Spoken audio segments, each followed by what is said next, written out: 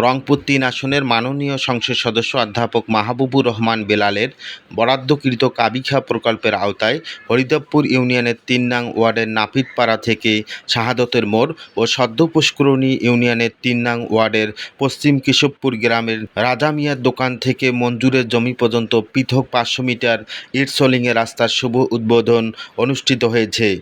Soling রাস্তার উদ্বোধনে প্রধান অতিথি হিসেবে উপস্থিত ছিলেন রংপুর ৩ আসনের মাননীয় সংসদ সদস্য অধ্যাপক মাহবুবুর রহমান বেলাল।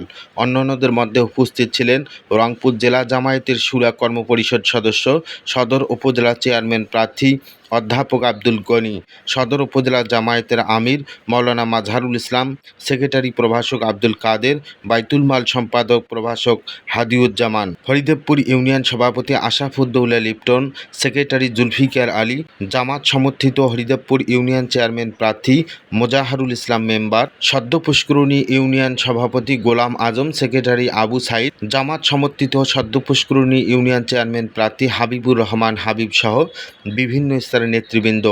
ইট সলিংয়ের রাস্তা নির্মাণে সড়কের কাদা পানি মুক্ত হওয়ায় স্থানীয় বাসিন্দারা সংসদ সদস্য মাহবুবুর রহমান বেলাল এমপিকে ধন্যবাদ জ্ঞাপন করেছেন।